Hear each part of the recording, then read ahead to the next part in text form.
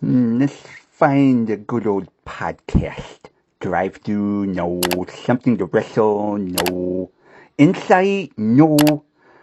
Wrestling report? What is this?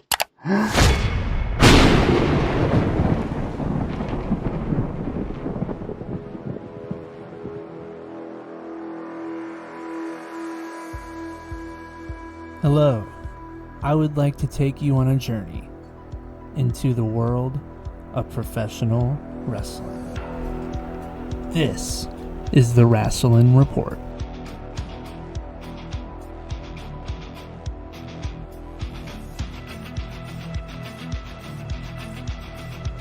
Alright, hello everybody, and welcome to another episode of the Rasslin Report, where I talk nothing but my passion, and that's wrestling. Wow, I don't even know, man. I mean, I think we've stepped up, right? I think we've got more to talk about maybe this week than we did last week, but besides one or two or three major events that occurred this week, I'm really still kind of left wondering with Clash in Italy. We've got one more show of Raw and SmackDown until the pay-per-view. So, to my knowledge, we have three matches being booked already for the show. But my problem then lies that we're trying to book a Saturday night's main event in 1 week, because they just started mentioning a Saturday night main event on Raw. So we're going to be getting a Saturday night's main event this Saturday on top of Clash in Italy. There's a lot going on at once, and I think that's the major issue here. I think WWE should not have booked this Saturday night main event the week before Clash in Italy, because everything is just so, what are we booking for exactly? Are we booking for the Saturday night main event coming up, or are we booking for the Clash in Italy pay-per-view? That should be our main focus, right? I don't know. After this week, I'm left questioning what's really being built up around here and what's not. Because what's being built up, I guess, I like it's working, especially with what they did at the end of SmackDown. I'll get into that, but overall, I just think there's too much being built up at the same time, and I just think we need to slow it down a little bit. But that could just be me. We only have 3 matches booked. I imagine by the time Raw is over on Monday, we'll have a clear idea of our card for Clash in Italy. I don't know why we don't have it already figured out, but it's fine. But with that being said, I guess I'll go ahead and kick off with Monday Night Raw, as I normally will. And I think I'll kick off with Sol Ruca and Becky Lynch. So they had another interaction. WWE is not booking them for Clash in Italy like I thought. They are instead booking them for the Saturday night main event that is coming up this Saturday. Or not this Saturday, but a week from Saturday, I think. No, a week from Saturday is Clash in Italy. So is it today? I don't know. I think it is today. I'm tripping. Maybe I'm tripping. I'll have to double check once I'm done recording. I should have done my research on the Saturday night main event. If only they hadn't, started telling us about it on Monday, maybe I would have had more time to figure it out. But anyway, point is, Sol Ruca and Becky Lynch are going to be facing each other for the Intercontinental Championship, the Women's Intercontinental Championship, either tonight or next week. I don't know. I would imagine it's tonight if Clash in Italy's next week. So, it's on paper, this is going to be a great match. They have done a few segments in the ring together. They have talked some trash, so I'm excited to see the match play out. Sol Ruca, I don't think, will be walking away Intercontinental Champion, though. I think she just got started. She's got plenty of time to kind of build herself up on the main roster before, they start throwing championships on her yet. But that's gonna happen. Like, it's only a matter of time. So, I'm excited to see the match, and I'm excited to see what Sol Ruca can do going forward past Saturday night's main event. So, very exciting. Seth Rollins versus Austin Theory. One of the narratives that I have found very interesting on Raw is how Seth Rollins is kind of navigating the locker room after, coming back and having to face everybody who he kind of terrorized last year, and like realizing that this man's on an island by himself, his own faction that he helped build, he doesn't have them anymore. He doesn't have Paul Heyman anymore. The only ally I'd say Seth Rollins has on Raw anymore is Becky Lynch, his wife, right? So, I mean, the list is very limited because it's hard to trust a guy like Seth Rollins, right? His history speaks for itself. However, he is on a mission.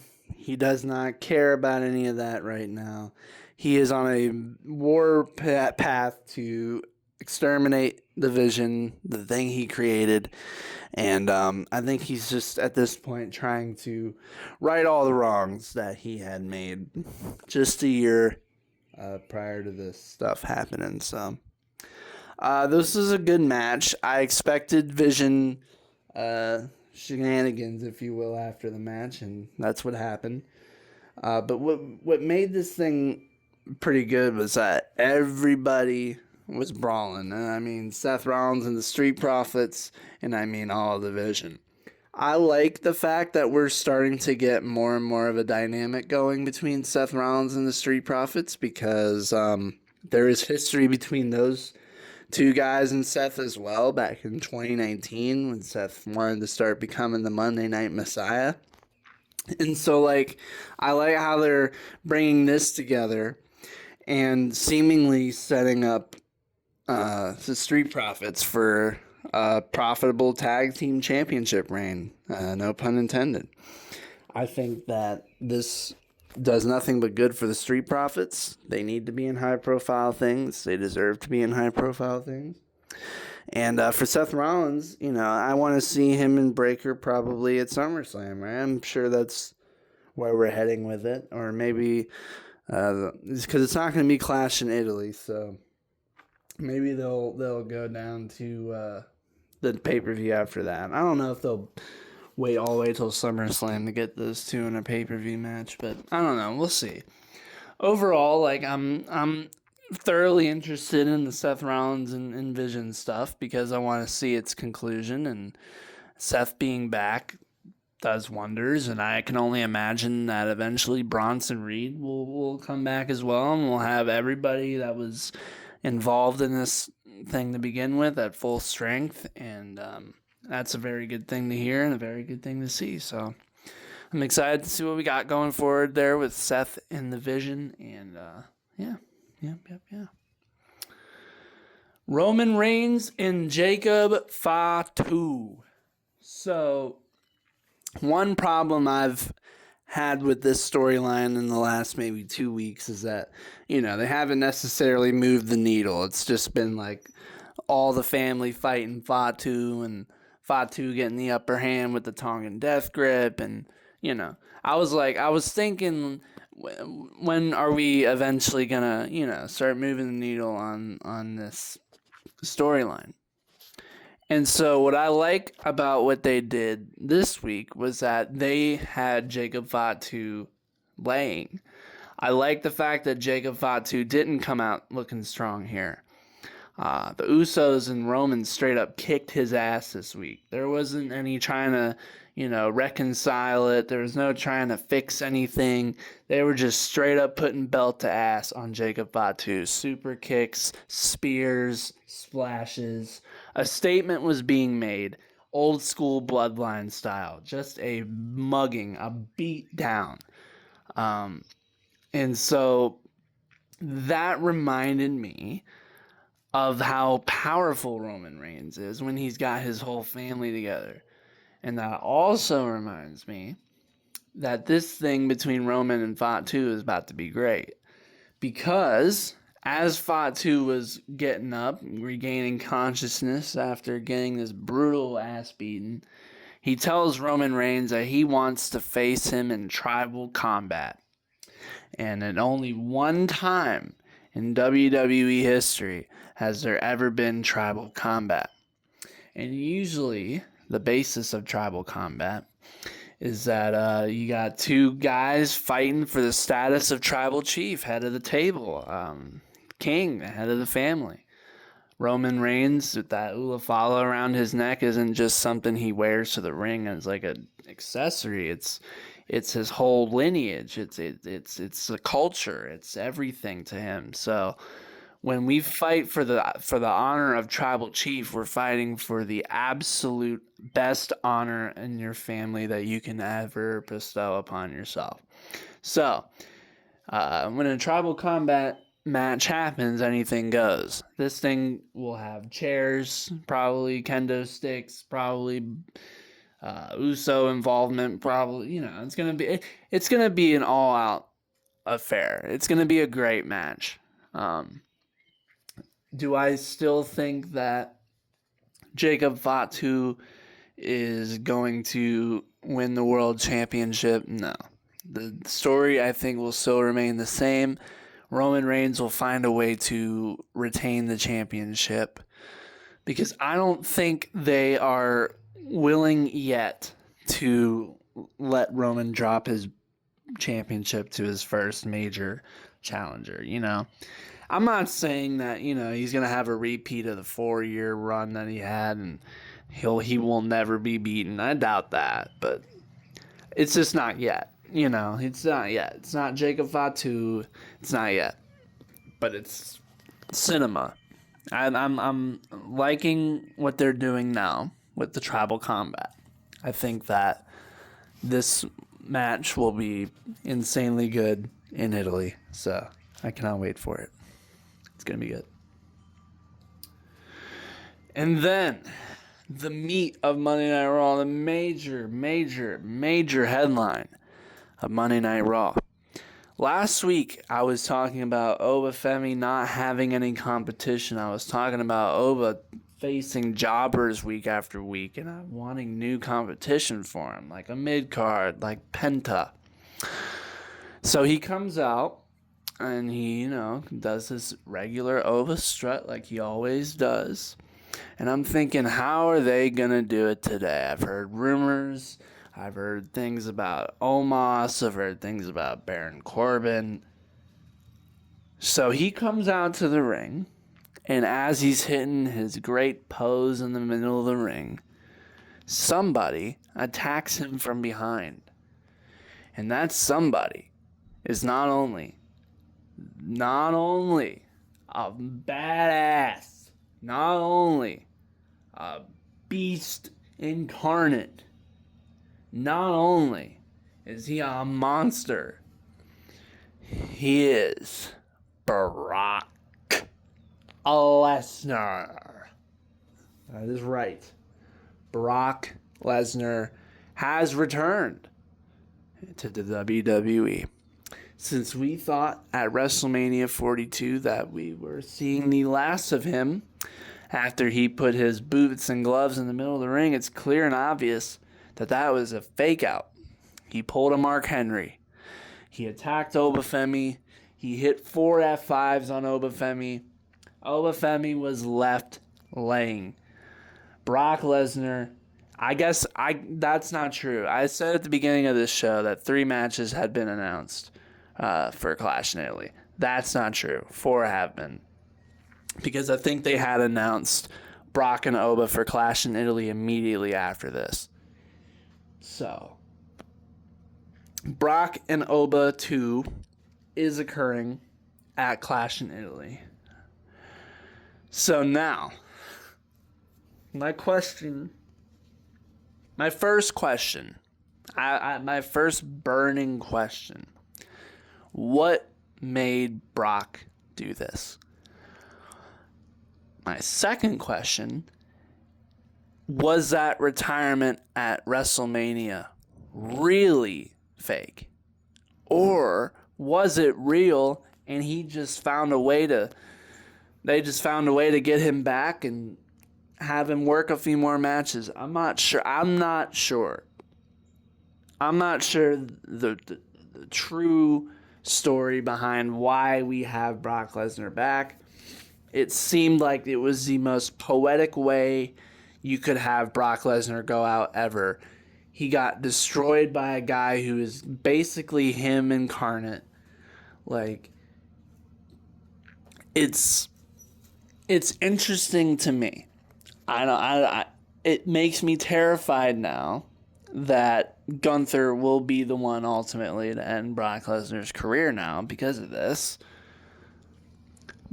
But part of me loves the fact that I get to see Brock and Oba again, you know? Like, part of me does enjoy the fact that we are at least extending this. Do I wish maybe that we had more time to build it up then? If we were going to do this the whole time, then why did we have Oba, dicking around for a few weeks? We could have, kept expanding on this story. We could have... Now it's only got 1 week. So when Raw comes around, that's all we've got. Now that we've got Brock back. And so, I don't know. They should have pulled this trigger a few weeks ago, but... Ultimately, they wanted us to believe that Brock was done. And ultimately, I believed that Brock was done. It seemed like it to me. I'd never seen him cry on television. That was the first time. So the fact that he was crying basically was like, okay, nah, he's retiring. That's what makes this whole thing so interesting. I don't know if Brock took a payday to work a few more matches. I don't know. I don't know the story of it, but Brock Lesnar is back. He attacked Obafemi. We are getting Brock Lesnar and Obafemi 2 at Clash in Italy. I wanted competition for Obafemi. That is his competition. That is about as best as I can think of for his competition, other than Roman Reigns. So, I'll see where it goes. See where they take it. And with that, ladies and gentlemen, we'll move into Friday Night SmackDown, which in my mind delivered a little bit more. There was a lot of interesting things that occurred, and a big character shift, I think. So that's very exciting, and I'm going to go ahead and kick it off. So Rhea Ripley. We didn't see her last week, but she is here this week. She's been kind of working together with Charlotte and Alexa Bliss to handle the Jade Cargill, Meat Shin, and B-Fab problem on SmackDown every week. And here's what really shocked me was that we're getting Jade and Rhea again at a Clash in Italy. Jade Cargill is definitely a star. I was surprised that she came back on a SmackDown. I was thinking maybe Rhea was going to challenge someone else at the pay-per-view, and then that was going to be when we'd have Jade Cargill come back, possibly set up SummerSlam. But WWE wants to set up Rhea and Jade too for Clash in Italy as well. So, they book Backlash as the fallout to WrestleMania, which I guess it is. But Clash in Italy also is kind of a fallout to WrestleMania because they both fall under the same month. And we are getting WrestleMania rematches on this card. So, they're both kind of fallouts from WrestleMania. But, I'm excited to just move forward with this, right? I don't think Jade Cargill is going to win here. I think Rhea's going to retain the women's title. I don't necessarily know where Jade's going to go. I was really hoping that her and Bianca were going to run it, at WrestleMania, but that's when, before I found out she was expecting a child, a little EST. So, I don't know what's going to happen with Jade after Italy, but I can tell you that she's not beating Rhea for the women's championship. I don't think that's the direction in which they are heading. But Rhea and Jade on paper is a great match. WrestleMania, if it were a little longer, it would have been a good match. That's my same complaint about most of the matches at WrestleMania, so that's not their fault. But overall, I'm excited to see what this one will deliver, because I'm sure it'll get a little bit more time than the one at WrestleMania, so that'll be that.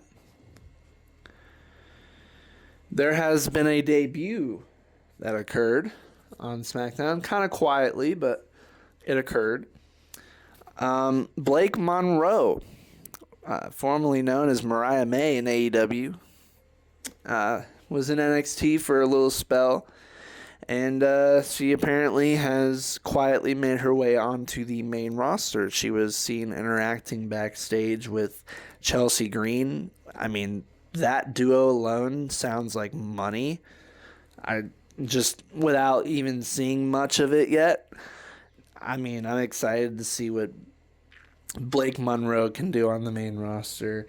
Her stuff with Toni Storm, in AEW was some of the best women's storytelling I've seen in a long time. They did a great job with it.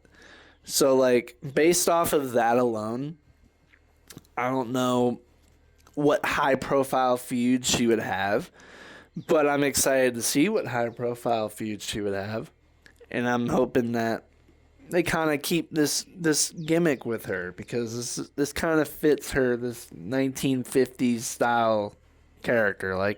It fits her. It fits her. I know they're trying to counter Timeless Toni Storm on AEW, but they don't need to counter Timeless Toni Storm. Timeless Toni Storm is her own thing.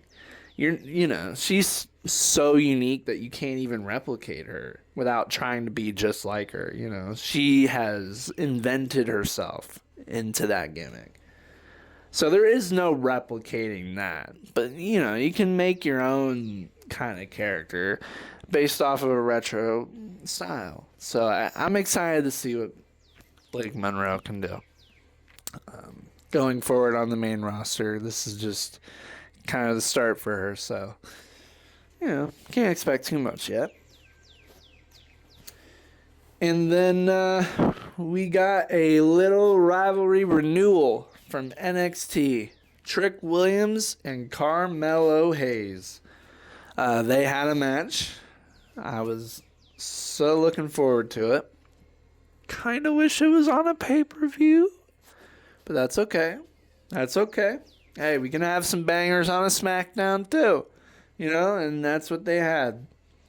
But Ricky Saints was the biggest issue in this match. He was all the way up and around this thing trying to screw Carmelo Hayes and Trick Williams, and he was just kind of being a nuisance. Ricky Saints also has been called up too from NXT. They've been calling up a lot of guys from NXT. A lot of former AEW talent. Ethan Page, Mariah May, and now Danhausen. I was just thinking of Danhausen, and Jade Cargill, and now Ricky Saints. So a lot of AEW talent. Royce Keys. I'm just thinking of it. But then again, AEW has got however many WWE people. They're going to sign the New Day, and when they do, I'm going to be the first one to report it, because if they don't hire the New Day, they'd be silly. Anyway, I'm sorry. My rant is getting out of control here, but I was on the Trick Williams and Carmelo Hayes match. So it was a good match. Trick Williams got the dub, but Ricky Saints got involved, and he's been having issues with Carmelo Hayes, and so that ultimately will probably end up being settled between the two of them eventually before we get some real Trick and Mellow, because that really wasn't a Trick and Mellow match. You know what I mean? Ricky Saints being involved doesn't, it takes away the feel of it. They're gonna save that for another time. A proper, U.S. title match between the two of them, I can imagine down the road.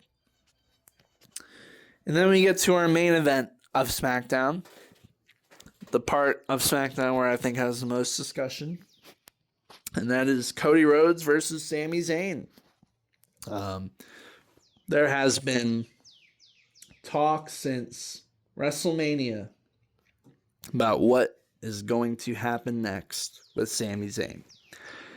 My number one hope with Sami Zayn has been that he turns heel. Because I think his run as a babyface has run stale. And it's not his fault. I just think it's a natural thing that occurs in the business where you just naturally need a shake-up in your character. And so, Sami Zayn was the major story tonight. Because after the match with him and Cody Rhodes, I don't think it was after, but it was during the match, Gunther gets involved, and he still has not signed his contract that he's supposed to sign to face Cody Rhodes for the WWE Championship. That still has not happened. So, they have booked the match for the card, but Gunther has not signed the contract. So, the match still has not been officially sanctioned for Clash in Italy. So, Gunther is still on this kind of weird run where he's trying to prove a point, but I don't know what point you're trying to prove. Just sign the contract and beat him for the championship. Like, what are we doing? But anyway, what really made it striking for me was that when Gunther was applying a sleeper lock on Cody Rhodes, he had the sleeper locked in. Sami Zayn was standing across the ring at him, and he was not helping Cody at all. He let Gunther put his ass out to sleep, and Sami just walked away from the situation entirely. I have no idea how to think about this, other than I'm super happy that we're starting to... That was like the first real big-time heel move that Sami Zayn has made. You could have made an argument about the gingerbread man stuff because that was a dig at him the whole time. Like, I think under anybody else, that would be annoying to deal with. Somebody always roasting you all the time and, having something around you all the time. This was like the first genuine heel moment of Sami Zayn's stuff so far. He let Cody Rhodes get knocked out. He could have stopped Gunther. He could have started, helping Cody out, and he didn't. And that's gonna be telling, because while we haven't really, I don't think, officially pulled the trigger, I think we have gotten one step closer to a Sami Zayn heel turn that is going to feed his family for generations. I have a feeling of it, and I can't wait to see that happen. I think this was the beginning of the end of the good guy Sami Zayn, and we're going to finally see that bad boy Sami that everybody loved so much back in 2022. Everybody loved the bad Sami Zayn. He was just such a goofball. He was always a goofball. He was everybody's favorite goofball. But overall, very interesting stuff to end the show and to end the week. And with that being said, man, I have got you a wild section of news this week, ladies and gentlemen. So be prepared to strap in for another edition of News Break. Ooh, it's the Wrestling Report. News break time, yeah! Alright. I know. You know what's crazy? For how loaded of a news break section this is this week, I know exactly what I'm going to start with and what I'm going to finish with. I'm going to start with some good news. I'm going to start with the good news and then with the bad news. The good news, and this is the first story of the week, is that Io Sky has gotten married. The rumors about, Evil, aka Naraku, debuting in NXT and moving down to Florida and moving away from Japan to get closer to Io Sky because they're in a relationship. All those rumors are 100% accurate because they have gotten married. There are pictures out there. It is super adorable. Io Sky is the greatest. I'm so happy for her. I'm so happy for him. Best of all luck and happiness to the two of them. If I knew off the top of my head how to say I respect y'all in Japanese, I'd say it. Arigato. I'll say that for what y'all do. And congratulations on the marriage. So, I'm very happy for Io Sky. Definitely. There have been rumors about WWE returns. A few guys coming back to the roster. With everybody that's been cut, surely they've got some money freed up for some talent to sign. And that's where we are. And the first person I want to bring up is Baron Corbin. For a few weeks now, Danhausen's been in the lab cooking up something. And it looks like he's going to build some sort of Frankenstein monster. Because at Backlash, he made a cloning machine and we had a bunch of mini-Hausens come out. So I imagine he's trying to make another machine that makes some sort of Frankensteinhausen. And people have been speculating that this Frankensteinhausen might indeed be Baron Corbin himself. And this might be his way back into the WWE. People have also said that he would just come back as Baron Corbin. I don't know. Either way, the return rumors have been very strong. And people have even said that his return is imminent. So, if that is the case, I've always liked Baron Corbin. I've never had a problem with Baron Corbin other than like the Constable stuff in 2019, only because he was always in our face every week and it wasn't a character that suited him. You know what I mean? So like I've never had a problem with Corbin. So if they were to bring him back, I think it would be a nice moment, especially if he were to be a Frankenhausen. Danhausen cracks me up, man. He cracks me up. Jim Ross, one of the greatest wrestling commentators of all time. Current AEW commentator.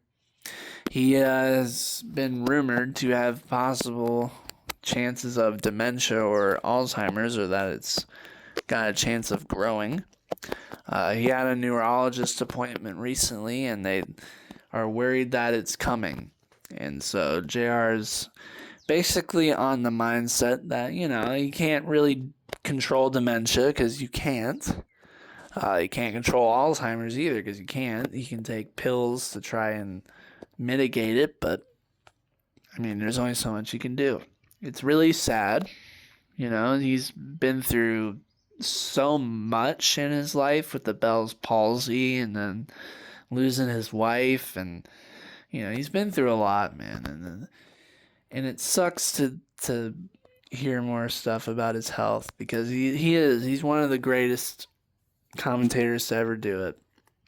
And I know that he wants to keep going out on the road, and that's ultimately what he'll keep doing because he loves wrestling, he loves the business, and you can't stop passion, right? I just worry about his health at the end of the day.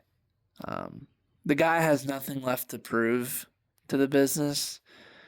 AEW can find somebody to commentate. Are they ever going to replace Jim Ross? No chance, but I start to worry about his health ultimately, and so I just, as long as he's happy and enjoying it, I guess who am I to say anything? But it's just basic. It's out of basic concern because I work in a nursing home. You know what I mean? I see what dementia does, and it's something that's slow, and it's something that's really hard to deal with when you're a close family member or someone close. So I hope for the best for him. I wish him health. That's all I can do. Good old JR. I wish him the best. And then the next return rumors, and the final return rumors that I've read, are that Enzo Amore and Big Cass might return to WWE. Enzo and Cass, baby. Now, where do I even start with this story? Enzo Amore was initially charged on some sexual misconduct or assault allegations about a decade ago. But they were I don't think they were ever found to be true. So since that decade or so, the WWE had to fire Enzo Amore because of that. And because they fired Big Cass not too long afterward because he had his own kind of problems. They've both kind of cleaned themselves up. They've both been clean from trouble. They've worked the independents. Cass has worked on AEW's Big Bill with the Learning Tree and all that. They've stayed out of trouble. They've seemed to have turned their lives around, the both of them. And so WWE, seemingly having no tag teams left in their division because they got rid of them all, they're trying to hire a new one. And so they're thinking, hey, remember that team that was super over a decade ago that we never put tag team championships on? Let's bring them back and not give them tag team championships again. That's what they're going to do. They're going to potentially bring Enzo and Cass back to the WWE. I don't know the status of Big Bill's contract in AEW. But if it is true, I'm excited for it. Because after you've deleted your tag team division, certainly you need a few more tag teams. And, with Street Profits coming back and with this now being a thing, I mean, they could pick up the pieces. But yeah, I mean, there's hardly a tag team division. You know what I mean? You got the Usos in the Vision on Raw and like Alpha Academy and I'm not gonna continue because it's just off top, man, and it's pointless stuff. But Enzo and Cass coming back to the WWE, I think would be good. I think they were super over a decade ago. Enzo's one of the best guys on the mic I've ever seen. Just because you're great on the mic, though, you know what I mean? So, I don't know. We'll see. We'll see how it goes down. We'll see how it all goes down. We'll see if any of these guys even come back. If they don't, then everything I'm saying is a load of bullshit. You know what I'm saying? But the wrestling world has been buzzing about this stuff all week, so I figured I have to report. So, that's what I think on the matter. And then our last story of the week, I figured it was the biggest story of the week. This has garnered the absolute most attention. WWE superstar Ludwig Kaiser, aka El Grande Americano, was arrested. He was arrested for battery. This is the mugshot. I have it provided here. He has now joined the mugshot club of guys and girls who have gotten their mugshots in professional wrestling over the years. It's not a club you want to be in ever, but if it makes him feel any better, Roman Reigns is in there. Stone Cold's in there. So some of the greatest of all time are in there. So it's okay to make mistakes. Everybody makes them.